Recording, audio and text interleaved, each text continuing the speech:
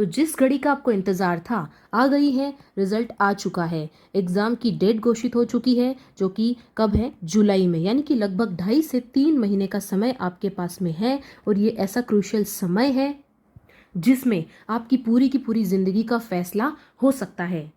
अब तक यदि आप बहुत बार ट्राई कर चुके हैं और आपका सिलेक्शन नहीं हुआ है, तो अब यही मौका है अपनी उन गलतियों को दोबारा ना करने का और एक नई स्ट्रेटेजी के साथ में इस एग्ज़ाम को क्वालिफाई कर जाने का।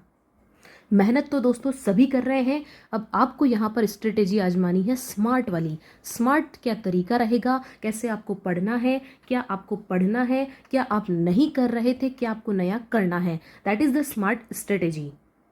यहाँ पर कुछ सब्जेक्ट ऐसे हैं जिनमें आपका कंसेप्ट बिल्कुल क्लियर होना चाहिए, कुछ सब्जेक्ट ऐसे हैं जिन्हें ऊपर से पढ़ना है, कुछ सब्जेक्ट ऐसे हैं जिन्हें डीपली भी आपको कुछ कुछ पढ़ना पड़ेगा। वहीं कुछ सब्जेक्ट ऐसे हैं जिन पर आपको ज़्यादा फोकस करना है और कुछ सब्जेक्ट ऐसे रहेंगे जिनके आने की संभावनाएं कम होती हैं, उन पर आपको थोड़ा कम समय व्यतीत करना है। तो थोड़ा फोकस और थोड़ा स्मार्ट तरीका आपको अपनाना है। साथ ही यहाँ पर आप लोगों के लिए एक चीज़ बहुत ही ज़्यादा बेनिफिशियल होगी और आप लोगों को इसको मान के चलना ही पड़ेगा कि आपको 1 दिन नहीं, 2 दिन में नहीं, 3 दिन में नहीं, तो कम से कम 1 वीक के अंदर आपको एक दिन ऐसा ही चुनना है जिसमें आप एग्ज़ाम हॉल की तरह माहौल बनाएंगे और एग्ज़ाम हॉल की तरह ही अपना जो टेस्ट पेपर है वो आपको देना है। और टेस्ट पेपर भी अकेले नहीं देना है, बहुत सारे स्टूडेंट्स के साथ में जुड़ करके आप ऑनलाइन टेस्ट देंगे। उससे आपको अपनी रैंक पता चलेगी, आपको ये अंदाज़ा लग जाएगा कि आप किस जगह पर हैं, आपको किन टॉपिक पे ज़्यादा मेहनत करनी है, किन टॉपिक की वजह से आप पीछे रह रहे हैं और उनमें ही आपको आगे वापस से बढ़ना है। और आपका सिलेक्शन आपको वीडियो में 100% करवाना है। तो चलिए अब बात कर लेते हैं कि जो पहले प्री एग्ज़ाम हुआ था और अभी जो मेंस एग्ज़ाम का सिलेबस है उनमें डिफरेंस क्या है। सबसे पहले स्कीम में क्या डिफरेंस है कि यहाँ पर 120 प्रश्न है और वहाँ पर कितने थे, 100 प्रश्न थे। ठीक है, यानी कि कहीं ना कहीं प्रश्नों की संख्या इन सिलेबस में बढ़ने वाली है, जबकि सिलेबस लगभग सेम ही है। ठीक है, अब यहाँ पर एक चीज़ और आई है कि 1/3 अंक यानी कि 1/3 अंक का क्या होगा, नेगेटिव मार्किंग होगी। पहले तो आप 100 में से 100 टॉप करके आए हैं, जो नहीं आ रहा था वो भी करके आए हैं, तो कहीं ना कहीं आप ये मान के चलिए कि 10 से 15 नंबर जो हैं आपके अड़ठप्पे में आए हैं। अब ऐसा नहीं होने वाला है, कंपटीशन अच्छा रहेगा, आपको उसकी 15 से 20 गुना तैयारी करके ही जानी होगी। So now the time of do और डाई। अब मैं आपको बताने वाली हूँ कुछ ऐसे पॉइंट्स, कुछ ऐसी चीज़ें, अगर उनको आप बिल्कुल फॉलो करते हैं सिंसियरली, तो इस एग्ज़ाम में आपको पास होने से कोई नहीं रोक सकता, आपको आपकी ज़िंदगी बदलने से कोई भी नहीं रोक सकता। सबसे पहले शुरू कर दीजिए आप टेस्ट लगाना। अब ये आपके ऊपर डिपेंड करता है कि आप ऑनलाइन टेस्ट लगा रहे हैं या ऑफलाइन लगा रहे हैं। ठीक है, बस आपको इसमें क्या करना है, अपना एनालिसिस करना है, आपका वीक पॉइंट कौन सा है, आपका स्ट्रॉन्ग पॉइंट कौन सा है, आपको मेहनत कहाँ करनी है। ओके, आपको अगर टाइम ज़्यादा लग रहा है तो टाइम कम लगना चाहिए। गिवन टाइम से आप 10 से 15 मिनट पहले ही निपट जाएं। इवन 2 घंटे का समय है तो आपको ये मान के चलना है कि 1.5 घंटे के अंदर आपका पेपर ख़त्म हो जाना चाहिए। तो ये टेस्ट ऐसा नहीं है कि आपको डेली के डेली लगाना है, आप 3 दिन में, 5 दिन में, 1 सप्ताह में, कम से कम एटलीस्ट 1 सप्ताह में तो आपको टेस्ट देना ही देना है। ये आपके वीडियो में सिलेक्शन के लिए बहुत ज़्यादा मैटर करता है। ठीक है, नंबर 2 पॉइंट पर आते हैं। मैटर करता है आपका नोट्स राइटिंग। बिल्कुल जी हाँ, इतना शॉर्ट में आपको ये नोट्स लिखने हैं कि लास्ट के 10 से 15 दिन के अंदर आप पूरा का पूरा क्या कर लें, रिवीजन। क्या कर लें आप, पूरा का पूरा रिवीजन। ये सबसे ज़्यादा मैटर करता है किसी भी एग्ज़ाम में।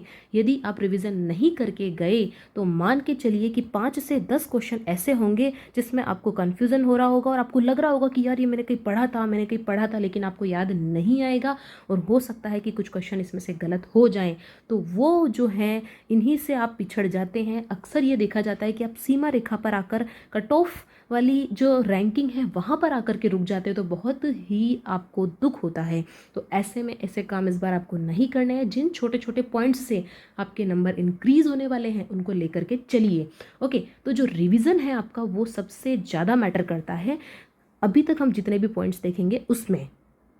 तो देखिए, सबसे नंबर 1 पॉइंट पे हमने क्या देखा था कि आपको रेगुलरली टेस्ट देते रहना है, अपना एनालिसिस करते रहना है और इसे इम्प्रूव करना है। सिर्फ एनालिसिस करके छोड़ नहीं देना है, अरे मेरे इतने नंबर आए और खुश हो जाना है। आपको एनालिसिस करना है यदि आपको इसमें सेलेक्ट होना है। ओके, दूसरी बात, जितना हो सके छोटे से छोटे नोट्स बना के रखो, जिससे क्या होगा, आपको वो चीज़ें जो आपने पढ़ी हैं इतने दिनों में वो फिर से ताज़ा हो जाएगी। नेक्स्ट हमने देखा है रिवीजन। आप किसी भी महागुरु से पूछ लीजिए, जिसका भी सिलेक्शन हुआ है उनसे पूछ लीजिए कि ये रिवीजन जो चीज़ है वो कितनी ज़्यादा मैटर करती है। और जो लोग काफ़ी समय से लगे हुए हैं वो लोग तो जानते ही हैं। अब आपके लिए एक चौथा पॉइंट होगा स्मार्ट स्ट्रेटेजी। ठीक है, आपको स्मार्ट तरीके से इस बार पढ़ाई करनी है। देखो, होने वालों के लिए 3 मंथ भी कम पड़ जाएंगे और जिनका सिलेक्शन होना है उनके लिए 3 मंथ बहुत ही ज़्यादा है, अपने आप में बहुत ज़्यादा है। तो ये आपका देखने का नज़रिया है, आपके विचार हैं, आप क्या सोचते हैं, अपने माइंड को आप किस तरीके से बैलेंस करके चलते हैं, वही आपको नतीजे पर ले जाएगा, वही आपका सिलेक्शन करवाएगा। साथ ही लास्ट बट नॉट लिस्ट एक बात और बताना चाहती हूँ, life is more than an exam result. तो आपको इतना स्ट्रेस भी नहीं लेना है कि जो पढ़ा पढ़ाया है वो आप साथ साथ में भूलते जा रहे हैं। थोड़ा अपने आप को कूल रखिए, काम रखिए और अपना फोकस जो है वो क्लियर रखिए। अब इधर उधर की बातों से पल्ला झाड़िए, पूरे दुनिया को भूल जाइए और सिर्फ खो जाइए अपने वीडियो बनने के सफ़र में। आइए एक बार नज़र डालते हैं सिलेबस पर। देखिए, इस सिलेबस की एक स्पेशलिटी ये है कि यहाँ पर जितना भी चीज़ें दे रखी हैं वो डिटेल में दी हुई है आपको, तो इन्हीं के ऊपर आपको फोकस करना है। अनर्गल चीज़ें आपको नहीं पढ़नी है। यूट्यूब पर कोई भी कुछ भी पढ़ा रहा है तो आपको वो नहीं पढ़ना है। आपको अपने आप में अवेयर रहना है कि सिलेबस क्या है और हम क्या पढ़ रहे हैं। ठीक है, ये है स्मार्ट स्ट्रेटेजी का एक टाइप। सबसे पहले सामयिक विषय आए हैं। ठीक है, करंट अफेयर आप इसे कह सकते हैं। इसमें राज्य के करंट अफेयर आएंगे, राष्ट्रीय आएंगे और अंतर्राष्ट्रीय स्तर पर आएंगे। और उनमें भी मेन चीज़ क्या आएगी, ध्यान रखिएगा, जो गवर्नमेंट सब्जेक्ट हैं आपको मेनली उन पर फोकस करना है कि गवर्नमेंट ने क्या किया है, गवर्नमेंट ने क्या योजनाएं चलाई है, किसी सरकारी फर्म का चेयरमैन किसे बनाया है, यानी कि नई नियुक्तियां आप पढ़ सकते हैं, किसका निधन हुआ है ये आप पढ़ सकते हैं, स्पोर्ट्स में क्या चल रहा है, जैसे कि यहाँ पे क्रीड़ा दे रखा है, आर्थिक परिदृश्य आप लोग देख करके जाएं, इसे अच्छे से पढ़ करके जाएं। आर्थिक परिदृश्य आपके लिए बहुत ही इंपॉर्टेंट रोल निभाने वाला है। इसी प्रकार कुछ सरकारी संस्थाएं हैं, बैंक है, रेलवे है, ठीक है, यूपीएससी है, एसएससी है, इनकी जो भी लेटेस्ट न्यूज़ है वो सभी आपको किस हिसाब से परीक्षा की दृष्टि से पता रखनी है। जैसे कि अब जैसे आप बात करते हैं अंतर्राष्ट्रीय स्तर पर, अब आप कहेंगे इसमें क्या पढ़ना है, तो सबसे पहले अभी जैसे कि रशिया और यूक्रेन विवाद चल रहा है। ठीक है, तो आपको रशिया और यूक्रेन के बारे में ज़रूर पढ़ के जाना है, इन देशों के बारे में आपको पढ़ के जाना है। अब यदि भारत की किसी अन्य देश के साथ में कोई मीटिंग हो रही है तो ये आपको देखना है कि कहाँ हुई है, इसके बारे में आपको देखना है। कौन से देश के कौन से प्रधानमंत्री बने हैं ये भी आपको पता होना चाहिए लेटेस्ट में, that is in current affairs. अब हम स्टेट की चर्चा करें तो हम देखें कि कौन सी योजनाएं आई हैं। जैसे कि नई योजना जो लॉन्च हुई है वो है उड़ान, तो आपको इसके बारे में ज़रूर पढ़ करके जाना है कि किस बारे में है, कब ये लॉन्च हुई है और कुछ की पॉइंट्स। अभी हाल ही में जो है बजट भी लॉन्च हुआ था, तो आपको स्पेशली क्या पढ़ के जाना है यहाँ पर, BUDGET, बजट को बिल्कुल स्किप नहीं करना है, ये पढ़ करके आपको ज़रूर जाना है। जैसे कि इसमें केमल के बारे में कुछ योजना आई हुई है, कुछ पॉलिसीज़ हैं अलग अलग सब्जेक्ट के बारे में, तो ये चीज़ें आपको लेकर के चलना है। इसी प्रकार आपको राष्ट्रीय में क्या पढ़ना है, जैसे साइंस में क्या देश ने प्रगति की है, कौन सी मिसाइल लॉन्च हुई है, क्या चीज़ जो है वो उसका उद्घाटन किया गया है, जैसे किसी चीज़ का उद्घाटन किया है मोदी जी ने, ठीक है, कौन सी बुक लॉन्च की है। तो ये जो सारी चीज़ें हैं वो जुड़ी भी होनी चाहिए सरकारी विषय से। ओके, इसके अलावा कुछ घटनाएं होती हैं। अब देखिए, घटनाएं जो है एक छोटा सा वर्ड है, लेकिन इसमें वाइडली कुछ भी पूछा जा सकता है आपसे। अवार्ड्स पूछा जा सकता है इसके अंदर, ठीक है, किसी भी बुक का नाम पूछा जा सकता है, और इसके अलावा बहुत सारी चीज़ें हैं, जैसे कि कोई डिफेंस न्यूज़ है तो उससे रिलेटेड आपसे पूछ लिया गया। ओके, अब देखिए स्पोर्ट्स के अंदर आपको ये देखना है कि क्या नया हो रहा है यहाँ पर। जैसे कि हम स्पोर्ट्स की बात करें तो अभी आपको पता होगा कि क्रिकेट की बहुत ज़्यादा फेम है इंडिया के अंदर, तो यहाँ पर स्ट्रीट चाइल्ड एक चीज़ नई आई है, स्ट्रीट चाइल्ड क्रिकेट है। ठीक है, तो ये जो है ये वाला क्रिकेट भी इंडिया के द्वारा होस्ट किया जा रहा है। ठीक है, तो इस तरीके की न्यूज़ आपको पढ़नी है। अब ये कहाँ होस्ट किया जाएगा, कब होस्ट किया जाएगा, ये आपको थोड़ा सा देख लेना है। इसी प्रकार अलग अलग जितने भी गेम्स रहे हैं, गेम्स के अंदर जितने भी अवार्ड्स मिले हैं, इससे संबंधित जो प्लेयर्स हैं इम्पोर्टेंट, उनको आपको देख करके जाना है। और कैटेगरी जैसा कि आपको पता है तीनों रहेगी, राज्य स्तर पर, राष्ट्रीय स्तर पर और अंतर्राष्ट्रीय स्तर पर। अभी जैसे क्रिकेट का बोलबाला है तो आप आईपीएल वगैरह के बारे में भी जरूर पढ़ करके जाएं। अंतर्राष्ट्रीय में देखेंगे तो अभी हाल ही में क्या हुआ था, F1 ऑस्ट्रेलियन ग्रैंड प्रिक्स हुआ था, ठीक है, तो इसके बारे में देख के जाएं कि इसे किसने जीता है। जनरली अंतर्राष्ट्रीय में यही पूछा जाता है, संबंधित प्लेयर के बारे में पूछ लिया जाता है कि ये जो ग्रैंड प्रिक्स है वो किसने जीता, या फिर किसी खिताब के बारे में ही पूछा जाता है। इसी प्रकार कुछ टेनिस से रिलेटेड भी टूर्नामेंट हो चुके हैं, तो आपको देख करके जाना है विनर कौन है, मेंस में कौन है और विमेंस में कौन है। तो अभी हम थोड़ी चर्चा कर रहे हैं कि सिलेबस में आपके क्या क्या है, थोड़ा डिटेल में देख लेते हैं कि आपको क्या पढ़ करके जाना है। इसके बाद हम चर्चा करते हैं कि कौन से सब्जेक्ट से कितने क्वेश्चन बन सकते हैं, और वो भी किसके आधार पर, अभी जो वीडियो का प्री एग्ज़ाम हुआ था और इसके अलावा जो कुछ एग्ज़ाम हो चुके हैं ऑलरेडी, उनको हम देखेंगे, उनका मैंने एनालिसिस किया है, उसके आधार पर मैं आपको बताने वाली हूँ कि कौन से टॉपिक से कितने क्वेश्चन पूछने की संभावनाएं हैं। नया आपका टॉपिक है भूगोल और प्राकृतिक संसाधन। ये वाला टॉपिक आपकी परीक्षा की दृष्टि से बहुत ही ज़्यादा इंपॉर्टेंट है, इसे बिल्कुल भी स्किप करके आपको नहीं जाना है, इसको डिटेल से पढ़ करके आप लोग जाइए। इवन जो आपको जो टॉपिक दे रखे हैं उन्हें आप कवर करिए, ठीक है। विश्व की विस्तृत भौतिक विशिष्टताएं, ठीक है, आपको क्या देखनी है कि जो भौतिक विशिष्टताएं हैं, स्पेशलिटी हैं, आपको वो देखनी है, मेन चीज़ें देखनी है, जो फेमस नहीं है ज़्यादा, जो ज़्यादा आपको एग्जाम में देखने को नहीं मिलती, उन्हें ज़्यादा आपको नहीं देखना है, ओके। मेन स्पेशलिटीज़ देखनी है आपको, ठीक है, कौन सी चीज़ किस कारण से फेमस है, उसके अलावा ऐसा कौन सा स्थान है जो इम्पोर्टेंट होता है, आपको ये देखना है। ऐसे तो दुनिया में बहुत सारे स्थान हैं, लेकिन आपको ये देखना है कि यार इम्पोर्टेंट कौन सा है, ठीक है। पहले उनको कवर करिए। इसी के अलावा जैसे महत्वपूर्ण स्थान हो गए, पर्वत भी महत्वपूर्ण, और महत्वपूर्ण महासागर, ठीक है, इनमें आपको ये देखना है कि कौन सा सागर किसको जोड़ रहा है, कौन से पर्वत की सबसे ऊंची चोटी कौन सी है, इस प्रकार से आपको ये चीज़ें देखनी है। इसी प्रकार यहाँ पर नंबर 2 टॉपिक है भारत की पारिस्थितिकी और वन्य जीवन। इनसे भी रिलेटेड क्वेश्चन बहुत एग्जाम में देखने को मिलते हैं, वन से रिलेटेड, वनों से रिलेटेड। तो आपको जो आर्थिक समीक्षा होती है उसके अंदर भी कई चीज़ें यहाँ पर मिल जाएगी। अब आपको लेकिन फोकस वही करना है कि 30% आप जो वर्ल्ड है, वर्ल्ड ज्योग्राफी है, इंडियन ज्योग्राफी है, वो मान के चलिए, और बाकी जो 70% है वो कहाँ से आने वाली है, राजस्थान से। तो आपको मेनली पहले सिलेबस फटाफट से कंप्लीट करना है राजस्थान का। कहने का मतलब है फोकस आपको राजस्थान जीके पे बराबर रखना है, ओके। इसका मतलब ये नहीं है कि आप भारत की जीके को छोड़ के चले जाएं, आप वर्ल्ड को छोड़ के चले जाएं, नहीं, आप उसमें से इंपॉर्टेंट चीज़ों को जरूर पढ़ करके जाइएगा। हाँ, ये है कि इनको इतना डिटेल में और डीपली पढ़ने की जरूरत नहीं है, लेकिन इनको पढ़ के तो आपको ज़रूर जाना है। थर्ड टॉपिक है राजस्थान का प्राकृतिक भूगोल है। राजस्थान की जलवायु, वनस्पतियाँ हैं, ओके, मृदा क्षेत्र हैं।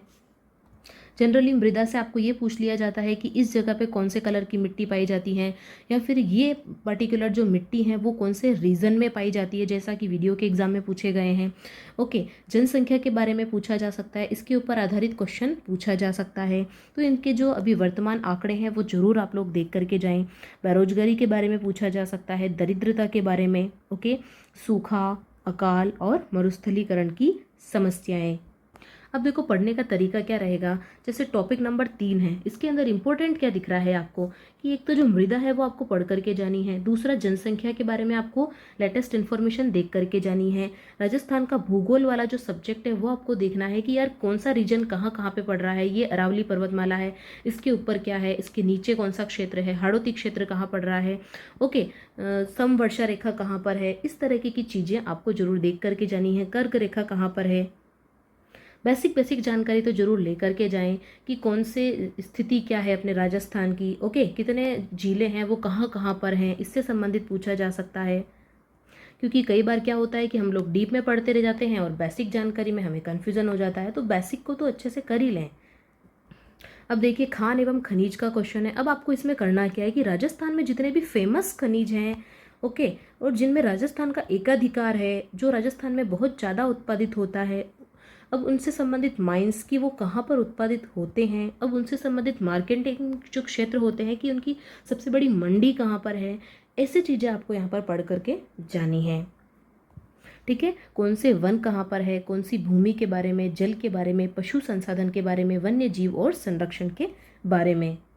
एक चीज़ जो आप बिल्कुल भी स्किप ना करें वो ये है कि अभी लास्ट 1 ईयर में किसमें, लास्ट 1 ईयर में जितने भी राजस्थान के एग्ज़ाम हुए हैं, ठीक है, जो भी जिस भी पोस्ट के लिए हुए हैं जिसमें राजस्थान जीके आती हैं, उनको ज़रूर आप लोग देखिएगा तो आपको ये पता चलेगा कि किस प्रकार के क्वेश्चन पूछे जाते हैं। उसी के आधार पर, उसी के इर्द गिर्द आपको अपनी तैयारी करनी है।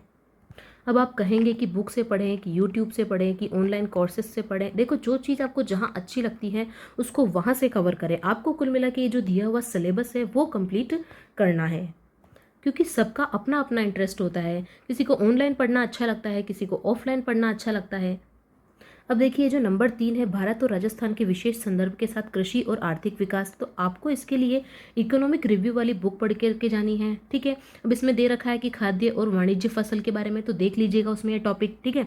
कृषि आधारित उद्योग, उसमें देख लीजिएगा। सिंचाई, नदी घाटी परियोजनाएं, मरुस्थल बंजर भूमि के विकास के लिए क्या क्या परियोजनाएं चल रही हैं, आपको स्कीम्स देखना है, ठीक है। क्या देखनी है आपको, जो स्कीम्स चल रही हैं, जो परियोजनाएं चल रही हैं, वृहद उद्योग हैं, जनजातियां हैं और उनकी अर्थव्यवस्था हैं, उनके बारे में देखना है। हालांकि क्वेश्चन इतने ज़्यादा इसमें से नहीं आएंगे। अब आपका अगला टॉपिक ये रहता है इतिहास और संस्कृति। अगर आप कहें कि इतिहास ज़्यादा बेटर है कि संस्कृति ज़्यादा बेटर है, तो मैं कहूँगी कि परीक्षा की दृष्टि से अगर आप क्वेश्चन बनाना चाहते हैं तो संस्कृति पे ज़्यादा फोकस करें, ठीक है। अब देखिए, यहाँ पर भी आपको स्पेसिफाई कर दिया गया है कि निम्नलिखित के विशिष्ट संदर्भ के साथ भारत और राजस्थान, किसकी बात हो रही है यहाँ पर, ओनली भारत और राजस्थान के जितने भी मुख्य स्मारक हैं वो जरूर देख लीजिएगा। साहित्यिक कृतियाँ हैं वो जरूर देख लीजिएगा आप लोग, ओके। फिर दे रखा है इतिहास और संस्कृति, इनमें है जनजातियाँ और उनकी अर्थव्यवस्था, बोलियाँ और साहित्य। अब इसमें जो है नृत्य विशेषतया पूछा जाता है, तो ये तो आपको देखना ही देखना है, ओके। उसके बाद में धार्मिक आस्था है, संप्रदाय है, संत हैं, कवि हैं, योद्धा संत हैं, लोक देवता हैं। अब इसमें से पूछा जाएगा, इसमें से 100% पूछा जाएगा, ओके। हस्तशिल्प हैं, जीआई टैग है इससे संबंधित, कि कहीं पे कोई चीज़ बहुत ज़्यादा फेमस हो जाती है तो वो जीआई टैग में आ जाती हैं। मेले और त्यौहार 100% पूछा जाएगा, ठीक है। कौन सी रूढ़ियाँ प्रचलित हैं, वस्त्र हैं, आभूषण हैं। आभूषण के बारे में भी राजस्थान स्टेट के जो एग्ज़ाम होते हैं उसमें जनरली बहुत पूछा जाता है। उनके लोक एवं जनजातीय पहलुओं के विशिष्ट संदर्भ सहित।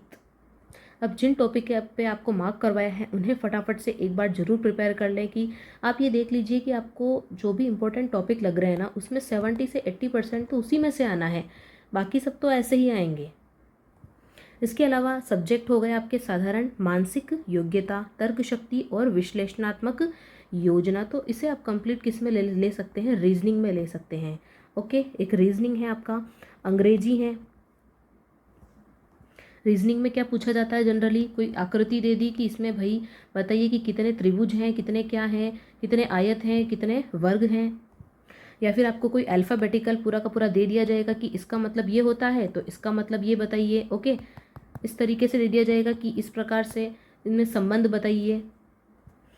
और इसमें विश्लेषण करने में क्या होता है, कोई सिचुएशन दे दी जाती हैं और उसमें 2 कथन दे दिए जाते हैं कि भाई कौन सा कथन सही है, पहला कथन सही है कि दूसरा सही है, क्या दूसरा कथन पहले कथन का सही रीजन है क्या नहीं है। इस प्रकार से आपको वहीं पर दिमाग लगाना है।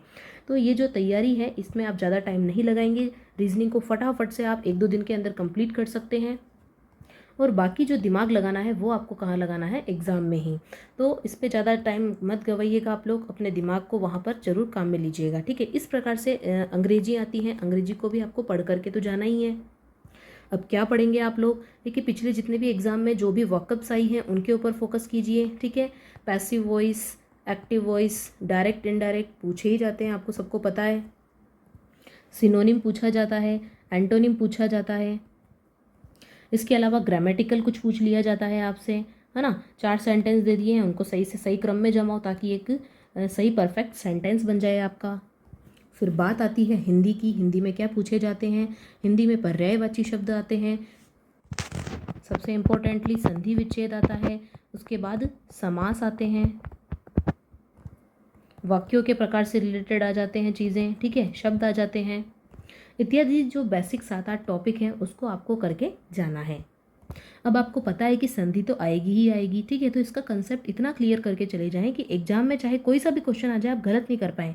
इवन चलो 4 ऑप्शन है, इनमें आपको पता नहीं भी चल रहा है तो कम से कम आप 2-3 को एलिमिनेट तो कर डालें, इतना आपको नॉलेज हो जाना चाहिए।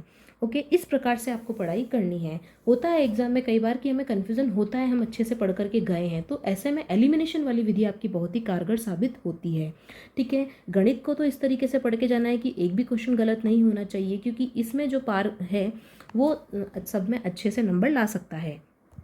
कहने का मतलब गणित में एन के एन प्रकारेण आप इसका उत्तर लेकर के आ सकते हैं, तो इसको बिल्कुल छोड़ करके ना जाएं। 10th लेवल की आप जो गणित है वो ज़रूर पढ़ करके जाएं। इसमें भी शॉर्ट तरीके से करने के लिए कई सारी विधि होती है, जैसे कि इकाई अंक को देख करके कई बार हम उत्तर पहचान लेते हैं, कई बार ऑप्शन को देख करके हम अपना आंसर टिक कर सकते हैं। तो ये सारी चीज़ें आपके दिमाग में होनी चाहिए। एक परफेक्ट तरीके से आपको अच्छी स्मार्ट स्ट्रेटेजी के साथ में आपको एग्ज़ाम फाइट ये वाला करना पड़ेगा। तो इन एग्ज़ाम में मेनली 3 चीज़ें आपकी मैटर करती हैं। सबसे पहली चीज़ है स्पीड, दूसरी चीज़ है एक्यूरेसी, आप कितने क्वेश्चन सही कर पा रहे हैं, उसके बाद नंबर 3 आता है नॉलेज।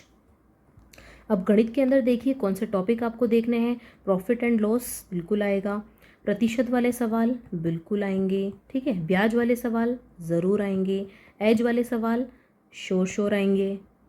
कहने का मतलब चीज़ें सारी वही रहेगी जो आपकी प्री में आई है। अब होगा क्या, हल्का सा लेवल आपका बढ़ जाएगा और थोड़ा सा आपकी बुद्धि वो लोग चेक करेंगे कि आपके अंदर कितना इंटेलेक्चुअल हैं आप लोग। आपके सामने जो क्वेश्चन का पैटर्न है वो थोड़ा सा टफ कर दिया जाएगा। जैसे कि अगर 5 ऑप्शन है 1 2 3 4 5, अब आपको इनमें कन्फ्यूज़न है तो वो कह देंगे कि इसमें कौन से आंसर सही हैं, पहला दूसरा तीसरा सही है या चौथा पांचवा सही है या ऑल सही है। तो इस तरीके से क्वेश्चन करके आपको थोड़ा टफ आपके सामने परोसा जाएगा। मतलब आपको लगभग जो है आंसर पता होना चाहिए या फिर एग्जैक्टली पता होना चाहिए। इस बार यहाँ पर तुक्के काम नहीं करने वाले हैं। ओके, अब देखिए राज्य, जिला, तहसील और पंचायत स्तर पर राजस्थान में प्रशासनिक ढांचा, इस वाले टॉपिक को मैं अगेन आपके लिए वेरी वेरी वेरी इंपॉर्टेंट बताऊंगी कि इस टॉपिक को किसी भी हालत में छोड़ करके मत चले जाना यदि आपको वीडियो में सिलेक्शन लेना है। ठीक है, कंप्यूटर का बुनियादी ज्ञान आपको पता होना चाहिए, क्योंकि इसमें से इतने टफ क्वेश्चन नहीं आते हैं जनरली और आप इजीली आप इनको कर सकते हैं और कम चीज़ें पढ़ करके भी आप कंप्यूटर के सारे क्वेश्चन सही करके आ सकते हैं। अब यहाँ पर यदि आप कोई टॉपिक सबसे लास्ट में करना चाहते हैं, इतना इंपॉर्टेंट नहीं समझ रहे हैं, तो वो है इतिहास। इतिहास से इतने क्वेश्चन इस एग्ज़ाम में नहीं पूछे जाएंगे, लेकिन पूछे तो जाएंगे, लेकिन उतना वेटेज इनका नहीं रहेगा। इसी प्रकार इसको भी अलग से स्पेशली तैयारी करने की ज़रूरत नहीं है। आपको बस क्या पढ़ना है, इकोनॉमिक रिव्यू करके जाना है, उसको देख करके जाना है, उससे आपको ये जो मेन चीज़ें हैं वो कंप्लीट हो जाएगी। चलिए फाइनली अब हम देख लेते हैं कि वीडियो मेंस में कौन से सब्जेक्ट में से कितने क्वेश्चन आ सकते हैं, और आई होप कि ये आपकी तैयारी के लिए एक सार्थक पॉइंट साबित होगा। देखिए ये जो मैं क्वेश्चन बताने वाली हूँ आपको किस बेसिस पे बताने वाली हूँ बता देती हूँ कि वीडियो प्री में जितने भी पेपर हुए थे उन क्वेश्चंस को देखा है कि कौन से सब्जेक्ट से कितने क्वेश्चन हैं। इसके अलावा भी राजस्थान स्टेट के जितने भी एग्ज़ाम हुए हैं जिसमें राजस्थान जीके आती हैं, हिंदी इंग्लिश सामान्यतया आते हैं, उन सबको देखा है। ठीक है, और एनालिसिस किया है कि कितने क्वेश्चन इस वीडियो मेंस के एग्जाम में बैठ सकते हैं। ठीक है, तो सबसे पहले अब हम आते हैं करंट अफेयर्स पर। तो करंट अफेयर्स के आप क्वेश्चन मान के चलिए 9 से 10। बाकी डिटेल में हमने देख लिया है कि करंट अफेयर में आपको पढ़ना क्या है। अब हम आते हैं भूगोल के ऊपर। देखिए भूगोल ऐसा सब्जेक्ट है जो तीनों से ही आएगा, राजस्थान से भी आएगी, इंडिया से भी आएगी और वर्ल्ड से भी आएगी। और भूगोल जो है वो बहुत ही ज़्यादा इंपॉर्टेंट हो जाती है। तो आप मान के चलिए कि करीब 15 से 17 क्वेश्चन कहाँ से आने वाले हैं, भूगोल से ही आने वाले हैं। क्यों? क्योंकि देखिए इसमें शामिल है आपकी वर्ल्ड ज्योग्राफी, ओके, उसके बाद इंडियन ज्योग्राफी और उसके बाद आपकी राजस्थान ज्योग्राफी। आंकड़ा कुछ इस प्रकार बैठा सकते हैं कि वर्ल्ड जियोग्राफी से आएंगे लगभग 4 क्वेश्चन, इंडियन ज्योग्राफी से लगभग 5 क्वेश्चन। ठीक है, उसके बाद 7-8 जो क्वेश्चन आएंगे वो सभी के सभी किससे आएंगे, राजस्थान जियोग्राफी से। ठीक है, तो इसको कतई स्किप करके ना जाएं। पढ़ने का तरीका ये रखिएगा कि पहले बेसिक कंप्लीट कीजिएगा, फिर उसका अच्छे से डीप में भी थोड़ा थोड़ा आप लोग पढ़ लीजिएगा। अब हम आते हैं कृषि और आर्थिक चीज़ों से। तो इससे भी आप मान के चलिएगा कि 5 से 6 क्वेश्चन आराम से आपको यहाँ से देखने को मिलेंगे, कृषि और आर्थिक विकास वाले टॉपिक से। फिर बात आती है संस्कृति की और इतिहास की। तो इसमें इंपॉर्टेंट टॉपिक जो है वो संस्कृति रहेगा। ठीक है, कला और संस्कृति जो होता है, इतिहास से कम क्वेश्चन देखने को मिलेंगे आपको। तो जो संस्कृति है वहाँ से मेनली क्वेश्चन 10 से 12 इधर आ जाएंगे, और इतिहास से देखें तो 4-5 क्वेश्चन जो है वो इतिहास से पूछे जाएंगे। तो आप ये मान के चलिए कि 16 से 17 क्वेश्चन अगेन संस्कृति और इतिहास से पूछे जाएंगे, क्योंकि जो मेनली क्वेश्चन यहाँ पर बनते हैं ना वीडियो मेंस में, वो आर्ट एंड कल्चर से ही बना करते हैं। इसी प्रकार प्रशासन जो टॉपिक है वो भी वीडियो मेंस का एक इम्पोर्टेंट टॉपिक हो जाता है। तो यहाँ से भी 13 से 14 क्वेश्चन आपसे पूछे जाएंगे।